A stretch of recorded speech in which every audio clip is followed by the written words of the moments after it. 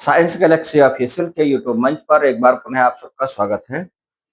आज हम देखेंगे यूपीटीजीटी में जो फिजिक्स सब्जेक्ट है, फिजिक्स सब्जेक्ट में आज हम बात करेंगे प्रकाश के परावर्तन की।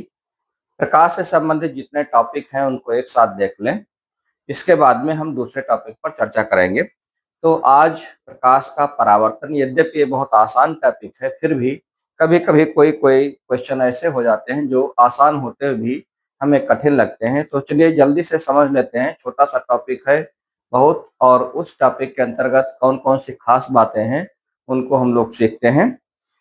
टॉपिक बहुत अच्छा भी है और एक क्वेश्चन यहाँ से भी बन जाता है। तो हम लोग आज देखेंगे प्रकाश के परावर्तन के संबंध में। देखिए परावर्तन क्या होता है।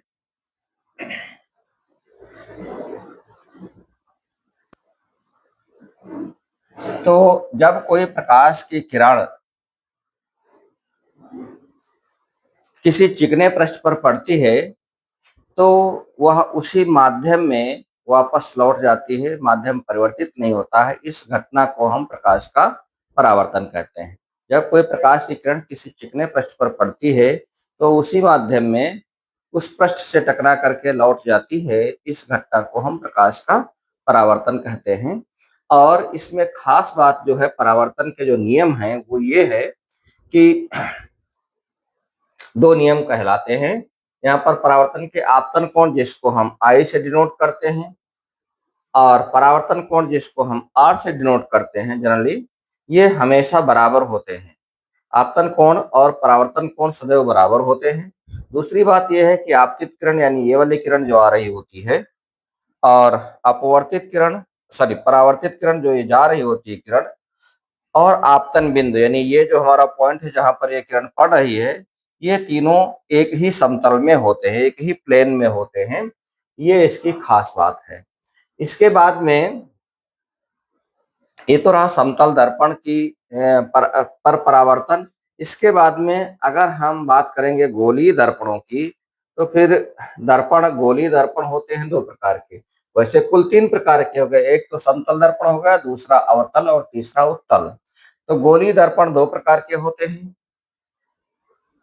उनकी भी हम लोग चर्चा करेंगे। समतल दर्पण से संबंधित कुछ की पॉइंट्स और हैं, उनको भी हम लोग नोट कर लेते हैं। वो है कि समतल दर्पण पर प्रतिबिंब कैसा बनता है, समतल दर्पण द्वारा प्रतिबिंब कैसा बनता है। तो समतल दर्पण द्वारा जो प्रतिबिंब है वो हमेशा आभासी, सीधा और वस्तु के आकार के बराबर होता है। ठीक, समतल दर्पण द्वारा प्रतिबिंब हमेशा सीधा, आभासी और वस्तु के आकार के बराबर होता है। और समतल दर्पण का जो आवर्धन होता है वो हमेशा +1 होता है, हमेशा +1 होता है। इस बात को ध्यान रखेंगे, कभी भी कम ज्यादा नहीं होगा। जबकि गोलीय दर्पणों में कम ज्यादा हुआ करता है, लेकिन समतल दर्पण में आवर्धन हमेशा +1 होगा। प्रतिबिंब की दूरी को v से लिखते हैं और वस्तु की दूरी को u से लिखते हैं। प्रतिबिंब दूसरी दिशा में बनता है, इसलिए v पॉजिटिव होगा और u निगेटिव होता है। तो v बराबर -u हम कह सकते हैं। अगर हमने कोई दर्पण का प्रयोग किया है और यहाँ पर वस्तु रखी हुई है, u दूरी पर वस्तु रखी हुई है, तो इससे उतनी ही दूरी पर प्रतिबिंब बनता है।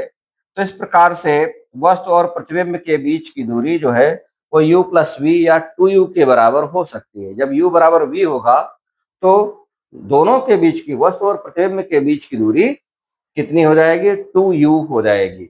दूसरी बात यह है कि प्रतिबिंब का साइज भी उतना ही होता है जितना कि वस्तु का साइज होता है। अच्छा, इसके बाद में हम लोग बात करेंगे गोलीय दर्पणों की। तो गोलीय दर्पणों में ये दर्पण दो प्रकार के होते हैं, एक अवतल दर्पण और दूसरा उत्तल दर्पण।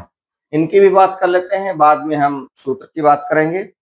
अवतल दर्पण यानी जब प्रकाश का परावर्तन अवतल भाग से हो, जैसे यहाँ पर ये जो आप देख रहे हैं, तो अवतल भाग चिकना होगा, कोई वस्तु की किरणें इस पर पड़ेंगी और यहाँ से परावर्तन होता है।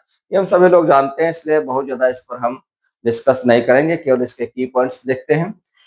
परावर्तक सतह अंदर की ओर मुड़ी होती है, ये खास बात है। पहली बात, और दूसरी बात यह है कि इसमें फोकस को F से, वक्रता केंद्र को C से, ये दोनों जो है दर्पण के सामने स्थित होते हैं। फोकस भी यहीं पर है, वक्रता केंद्र भी यहाँ पर है। और खास करके इसका उपयोग जो है वो सेविंग मिरर के रूप में करते हैं, टार्च के रूप में करते हैं, हेडलाइट के रूप में, सर्जिकल लाइट और सोलर कुकर आदि में इस दर्पण का उपयोग करते हैं। अवतल दर्पण के उपयोग पूछे जा सकते हैं। साथ ही उत्तल दर्पण में क्या होता है, परावर्तक भाग जो होता है वो उभरा हुआ होता है। फोकस और वक्रता केंद्र उस साइड में होगा और वस्तु कहीं इधर रखी जाएगी। यहाँ पर फोकस, वक्रता केंद्र, सी, ये सब दर्पण के पीछे उधर स्थित होते हैं और वस्तु इधर रखी जाएगी। इसका उपयोग जो है, जो वाहन होते हैं उनके साइड मिरर के रूप में इसका इस्तेमाल किया जाता है, जिससे कि पीछे से आने वाले हम वाहनों को देख सकें। सुरक्षा दर्पण और ट्रैफिक मिरर में इसका उपयोग किया जाता है। तो ये रहे कुछ खास उपयोग। इसके बाद में हम लोग सीखते हैं, यहाँ से हम लोग सीखते हैं कि ये जो गोलाकार दर्पण होते हैं इनके लिए सूत्र क्या होता है। गोलाकार दर्पणों का, दर्पण के लिए एक ही सूत्र है मुख्य फोकस दूरी निकालने का। फोकस दूरी u और v में संबंध, यानी u वस्तु की दूरी, v प्रतिबिंब की दूरी और यह फोकस दूरी होता है। तो वहां पर हमारे पास फार्मूला होता है 1/f बराबर 1/v प्लस 1/u। अब इसमें जो भी दूरियां जो ली जाती हैं, दूरियां हमेशा दर्पण से नापी जाती हैं, इस बात का ध्यान रखेंगे। दूरियां हमेशा दर्पण से ली जाती हैं और दर्पण के दाहिने साइड की दूरियां हमेशा पॉजिटिव और लेफ्ट साइड की दूरियां हमेशा नेगेटिव ली जाती हैं। इस चीज का ध्यान रखेंगे। तो F फोकस दूरी है, V प्रतिबिंब की दूरी है, U वस्तु की दूरी है। और अगर आवर्धन निकालना होगा आपको गोली दर्पणों का, तो उसके लिए होता है प्रतिबिंब की लंबाई बटे वस्तु की लंबाई से हम आवर्धन निकाल लेंगे। और अगर U और V के टर्म में मालूम है आपको, यानी दोनों की दूरियां पता है, कितनी दूरी पर वस्तु है, कितनी दूरी पर उसका प्रतिबिंब बनता है, तो उसके लिए आवर्धन के लिए फार्मूला आता है -v/u। ठीक, तो h डैश प्रतिबिंब की ऊंचाई और h वस्तु की ऊंचाई होती है। इतनी रही खास बातें हमारी दर्पण से संबंधित, विभिन्न प्रकार के दर्पणों से संबंधित। अब कुछ और पॉइंट्स हैं, हम चाहें तो इनको भी नोट कर लें। महत्वपूर्ण बिंदु, परावर्तन में प्रकाश की यहाँ से प्रश्न पूछा जा सकता है। ये हमारा काफी इंपॉर्टेंट बात है। प्रश्न यहाँ से बन सकता है, क्या परावर्तन में प्रकाश की गति और तरंग दैर्ध्य नहीं बदलती है, जबकि अपवर्तन में प्रकाश की गति भी बदल जाएगी और प्रकाश की तरंग दैर्ध्य भी बदल जाया करती है। तो पहला की पॉइंट समझ लो ये हो गया कि परावर्तन में प्रकाश की गति एवं तरंग दैर्ध्य नहीं बदलती है। इस बात को ध्यान रखेंगे। यहाँ से एक क्वेश्चन बन सकता है। ये तो बहुत आसान बात है, यहाँ से क्वेश्चन आने की संभावना ही बहुत कम बनती है कि आपतन कोण परावर्तन कोण के बराबर होता, सभी जानते हैं, छोटे बच्चे जानते हैं। समतल दर्पण हमेशा आभासी सीधा प्रतिबिंब बनता है। आभासी और सीधा प्रतिबिंब बनता है, ये बात भी ठीक है। और अवतल दर्पण पास रखने पर वस्तु का सीधा प्रतिबिंब बन सकता है या बना सकता है। हाँ, अवतल दर्पण की 6 स्थितियां जो होती हैं, उनमें एक स्थिति ऐसी आती है जब वस्तु फोकस दूरी से कम दूरी पर रखी होती है, तो वस्तु का सीधा, आभासी और वस्तु से बड़ा प्रतिबिंब बनता है। वो एक ऐसी कंडीशन है। और लेकिन उत्तल दर्पण द्वारा हमेशा छोटा, सीधा और आभासी प्रतिबिंब ही बनता है, हमेशा। इस बात को ध्यान रखेंगे। उत्तल दर्पण द्वारा हमेशा वस्तु से छोटा, आभासी और सीधा प्रतिबिंब ही बना करता है, इसमें कोई और स्थितियां नहीं हैं। जबकि अवतल दर्पण में 6 स्थितियां होती हैं, वो आप लोगों ने पढ़ा होगा और बहुत आसान है। सीधा सा अगर हम जल्दी जल्दी समझने का प्रयास करें तो जैसे यहाँ पर ये है कि अगर वस्तु अनंत पर होगी, कहीं पर अनंत पर होगी, तो भी ये कहाँ से होकर के जाएंगी, वो फोकस से होकर के जाएगी। अगर वस्तु यहाँ है, मान लिया, इसको मिटा लें और दूसरी कंडीशन समझें कि अगर वस्तु वक्रता केंद्र से अधिक दूरी पर, मान लिया यहाँ पर है वस्तु, तो जो समांतर किरण जाएगी मुख्य अक्ष के, वो हमेशा फोकस से होकर के जाएगी। जो फोकस से होकर के जाएगी वो समांतर हो जाएगी। तो इस प्रकार से वस्तु का प्रतिबिंब यहाँ कहीं बन गया।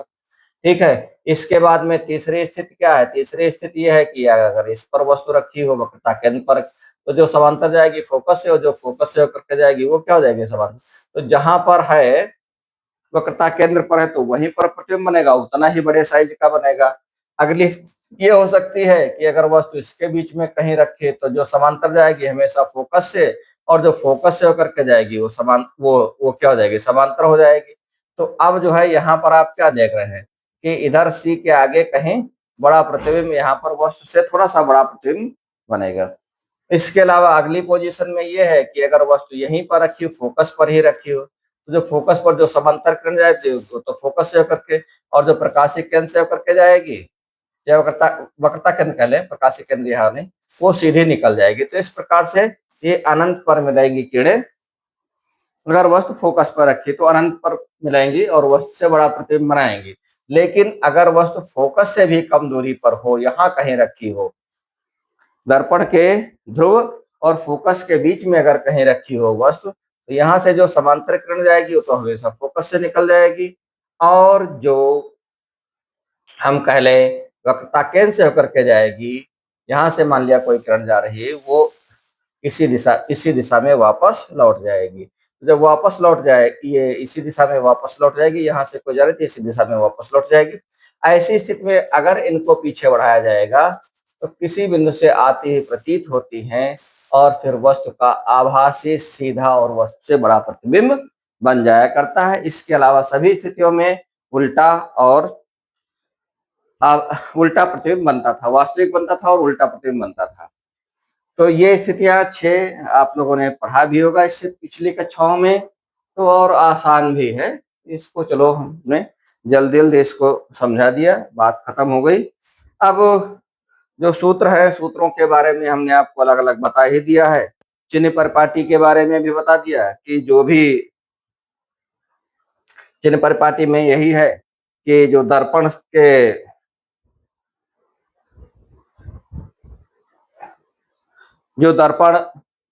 से दाहिने साइड की दूरियां पॉजिटिव और लेफ्ट साइड की दूरियां निगेटिव ली जाएंगी।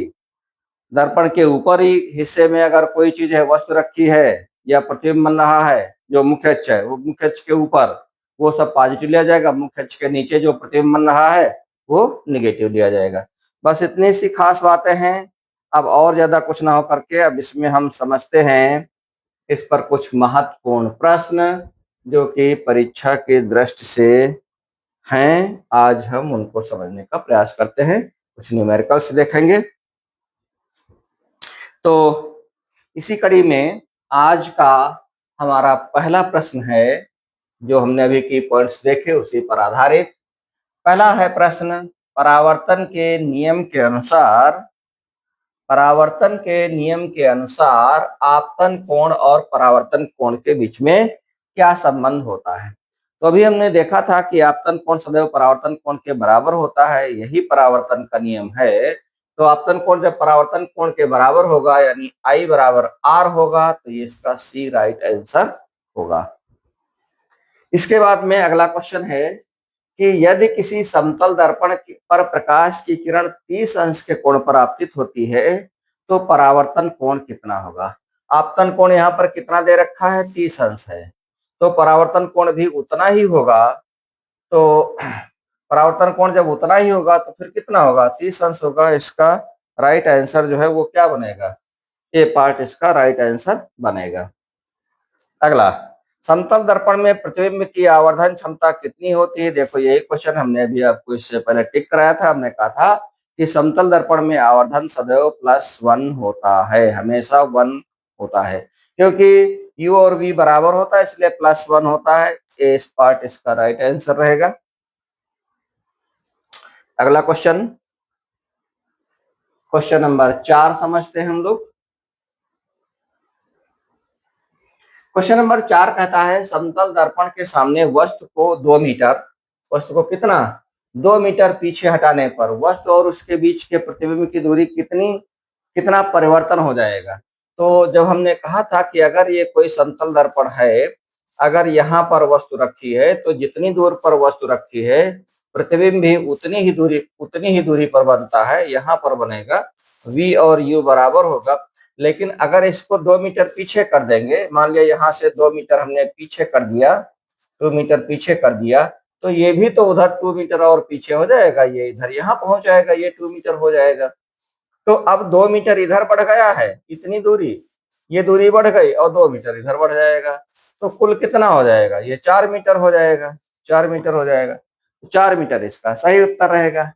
तो फिर इसका 4 का बी पार्ट राइट आंसर रहेगा। ठीक है, अगले सवाल पर आते हैं और समझते हैं। यहाँ पर देखिए क्वेश्चन नंबर 5 क्या कहता है। क्वेश्चन नंबर 5 कहता है कि गोली दर्पण के लिए सही संबंध क्या है। गोली दर्पण के लिए सही संबंध क्या है, तो चलिए देखते हैं। फोकस दूरी और वक्रता त्रिज्या में जो संबंध होता है वो होता है F बराबर R/2। F बराबर क्या होता है, R/2 होता है, यानी फोकस दूरी बराबर वक्रता त्रिज्या बटे 2। फोकस दूरी बराबर क्या होता है, वक्रता त्रिज्या। R क्या है, वक्रता त्रिज्या है।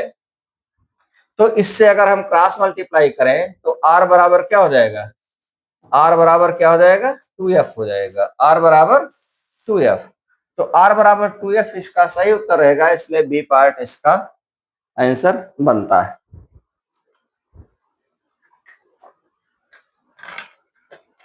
अगला क्वेश्चन है कि अवतल दर्पण की फोकस दूरी 20 सेंटीमीटर है।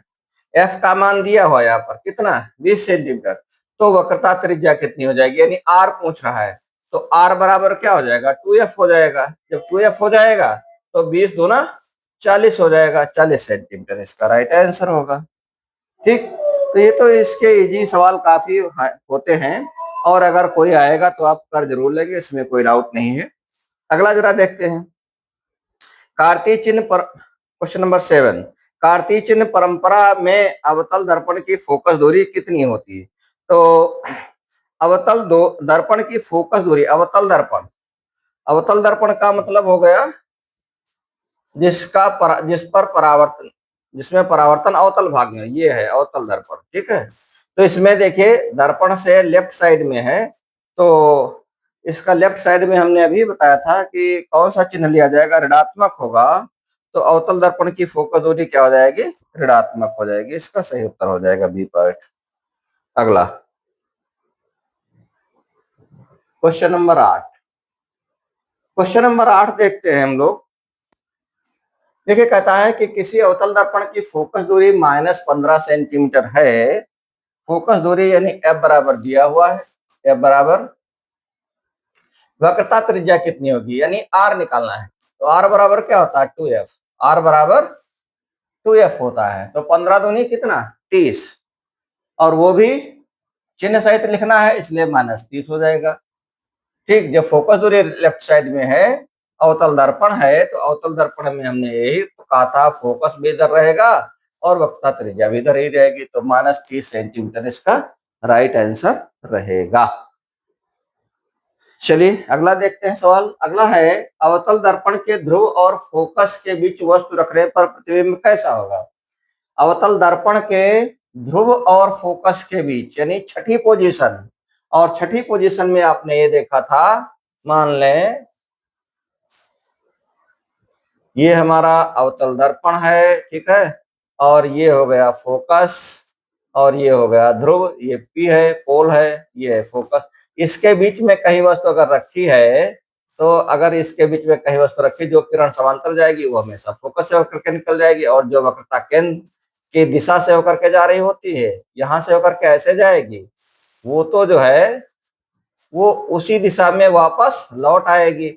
जब वापस लौट आएगी तो इधर पीछे चली जाएगी। अब अगर इन किरणों को हम आगे बढ़ाएंगे तो कहीं पर मिलती हुई प्रतीत होती, यानी प्रतिबिंब आभासी सीधा और वस्तु से बड़ा बनेगा। आभासी सीधा और वस्तु से बड़ा, तो इसका कौन सा पार्ट सही होगा, इसका सी पार्ट सही होगा, आभासी सीधा और वस्तु से बड़ा।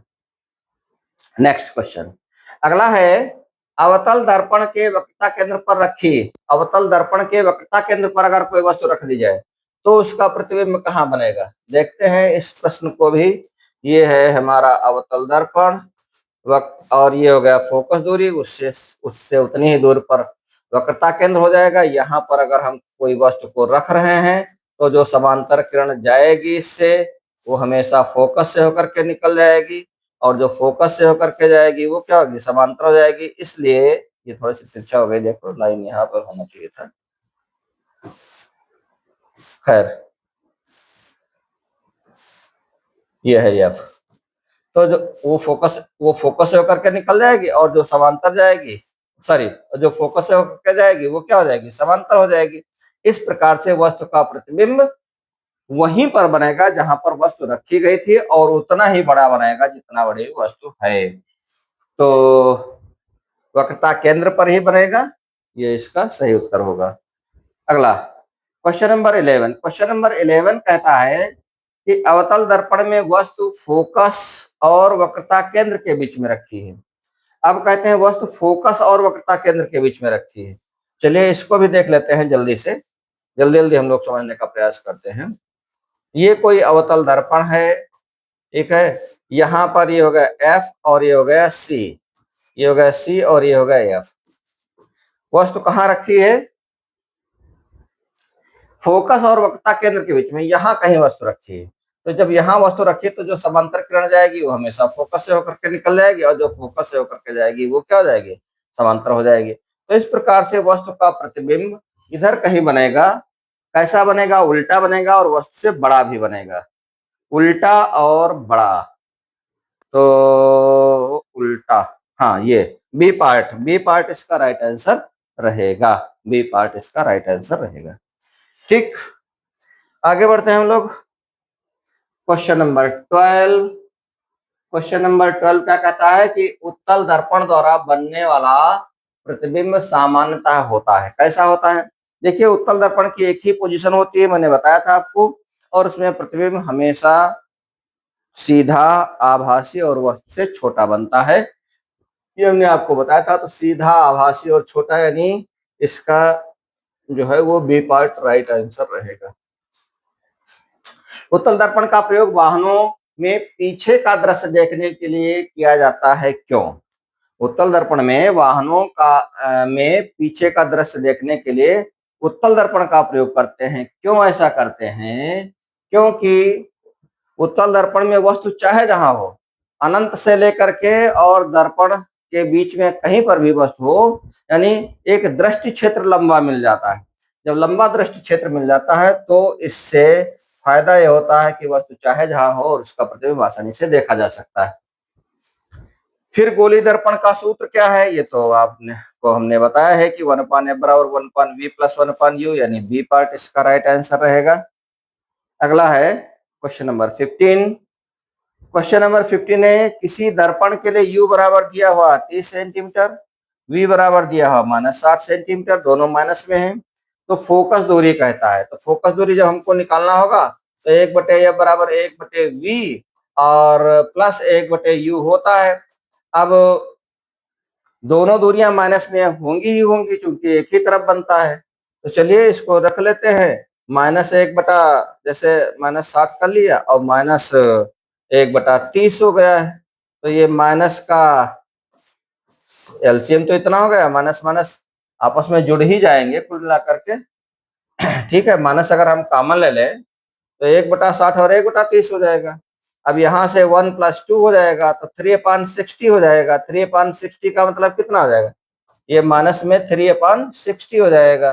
3 एकन 3, 3 20, हम 60। 1/f बराबर क्या हो जाएगा, 1/20 हो जाएगा माइनस में। तो f बराबर क्या होगा, -20। f बराबर -20 इसका सही उत्तर आएगा। ठीक,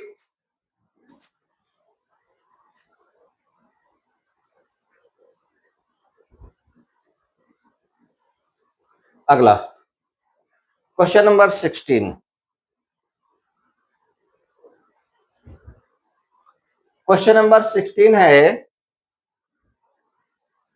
कि किसी अवतल दर्पण की फोकस दूरी, किसी अवतल दर्पण की फोकस दूरी कितनी दे रही है, -10 सेंटीमीटर दे रखी है, और वस्तु की दूरी यानी u दिया हुआ है, f दिया हुआ है, यहाँ पर f दिया हुआ है और दिया हुआ है u। F बराबर U बराबर, ये दो चीजें V निकालना है, V निकालना है तो फॉर्मूला तो वही रहेगा 1/F बराबर 1/V और प्लस 1/U। दोनों दूरियां माइनस में हैं, एलसीएम लेकर के इसको सॉल्व कर सकते हो, इसको हम आपके लिए छोड़ रहे हैं, बहुत इजी क्वेश्चन रहेगा। फिर बात आती है इसका आवर्धन कितना होगा, तो आवर्धन m बराबर माइनस V अपान U होता है, V का मान कैलकुलेट कर लो, उसी के अनुसार U का मान निकल आएगा। तो V का मान अगर हम कैलकुलेट करते हैं इसमें, तो V का मान आ जाएगा इसमें कैलकुलेशन पर -15 सेंटीमीटर आ जाएगा। चलिए चेक कर लेते हैं जल्दी से। तो 1/F बराबर हो जाएगा 1/V प्लस 1/U, ठीक है। 1/F की जगह पर कितना हो जाएगा 1/-10, 1/-10 इज इक्वल टू 1/V और प्लस की जगह हो गया माइनस 1/30 हो गया। तो 1/30 इधर चलाएगा तो प्लस भी हो जाएगा, तो 1/30 माइनस 1/10 बराबर 1/V। तो इससे एलसीएम हो जाएगा 30 और 1 माइनस कितना 3, 1 - 3 बराबर 1/V, यानी -2/30 बराबर हो जाएगा 1/V, यानी V बराबर कितना हो जाएगा, V बराबर -15, V बराबर हो जाएगा -15। तो -15 तो इसका ये हो गया ए पार्ट, इसका सही उत्तर होगा। अब हमको निकालना है आवर्धन, आवर्धन बराबर होता है V/U। तो जब माइनस का V/U होता है तो माइनस ऑलरेडी है लगा ही है, तो प्लस में हो जाएगा आपका। तो ऐसी स्थिति में 15 कितना 30, 15/30 का मतलब कितना हो जाएगा 2, 15/30 का मतलब कितना हो जाएगा 2, नहीं 1/2 यानी 0.5 माइनस में 0.5 रहेगा। ये इसका बी पार्ट राइट आंसर बनेगा। अच्छा, अब कहते हैं यदि किसी दर्पण में आवर्धन -2 है तो प्रतिबिंब कैसा होगा। तो प्रतिबिंब आवर्धन का मतलब होता है बढ़ना, बढ़ जाना, तो प्रतिबिंब कैसा होगा 2 गुना होगा। और माइनस का मतलब है, तो माइनस का मतलब क्या हो जाएगा उल्टा हो जाएगा, माइनस का मतलब क्या हो जाएगा उल्टा हो जाएगा। तो ऐसी स्थिति में इसका सही पार्ट होगा बी पार्ट, उल्टा और 2 गुना। क्वेश्चन नंबर 19,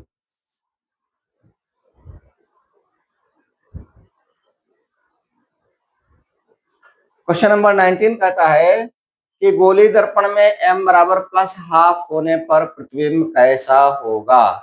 आवर्धन देखो +½ है, हाफ का मतलब छोटा हो रहा है, तो छोटा तो रहेगा ही रहेगा। अब देखिए इसमें छोटा वाला ऑप्शन कौन सा है, ये तो वास्तविक उल्टा दिया हुआ है, इसमें भी छोटी वाली बात नहीं कही। एक ये छोटा वाला है, आभासी सीधा और छोटा, वास्तविक बड़ा, इसमें सब में बड़ा दिया हुआ, छोटा होगा ही होगा m बराबर जब 1 से कम है। तो ऐसी स्थिति में ये बी पार्ट इसका राइट आंसर बनेगा, बी पार्ट इसका राइट आंसर हो जाएगा। चलिए आगे देखते हैं अगला सवाल। किसी अवतल दर्पण के सामने वस्तु को फोकस पर रखने पर प्रतिबिंब कैसा बनेगा। अगर वस्तु फोकस पर रख रहे हैं तो फोकस पर रखी हुई वस्तु का प्रतिबिंब कहां पर बनता है, अनंत पर बनता है। कहां पर बनेगा, अनंत पर बनेगा। ये इसका सही उत्तर रहेगा, सी पार्ट। अगला, प्रकाश की किरण दर्पण पर सामान्यतः आपतित होती है तो आपतन कोण कितना होगा। प्रकाश की किरण दर्पण पर सामान्यतः आपतित होती है, आपतन कोण कैसा होगा। ठीक है, तो सामान्यतः आपतित होने का मतलब लंबवत आपतित होगी, तो जब लंबवत आपतित होगी तो 0 डिग्री रहेगा, क्योंकि अभिलंब और आपतन आपतित किरण के बीच का बना कोण ही आपतन कोण कहलाएगा, और अभिलंब पर ही आपतित हो रही है, यानी 0 डिग्री होगा। क्वेश्चन नंबर अगला,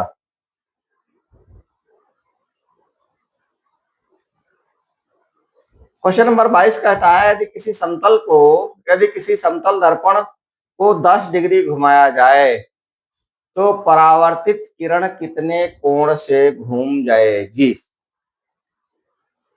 ठीक, तो अगर 10 डिग्री से इसको हम घुमा रहे हैं तो फिर इसका जो है वो जस्ट 2 टाइम्स हो जाता है, तो हो जाएगा 20 डिग्री। कितना हो जाएगा 20 डिग्री हो जाएगा, 20 डिग्री हो जाएगा। दोगुना होता है। यदि किसी वस्तु की ऊंचाई 5 सेंटीमीटर है और अवतल दर्पण द्वारा उसका प्रतिबिंब 15 सेंटीमीटर ऊंचा बनता है, वस्तु की ऊंचाई दी हुई है यानी यू एच एच दिया हुआ है, वस्तु की ऊंचाई को हम एच से लिखते हैं, एच बराबर दिया हुआ है, और उसका प्रतिबिंब 15 सेंटीमीटर यानी एच डैश बराबर दिया हुआ है।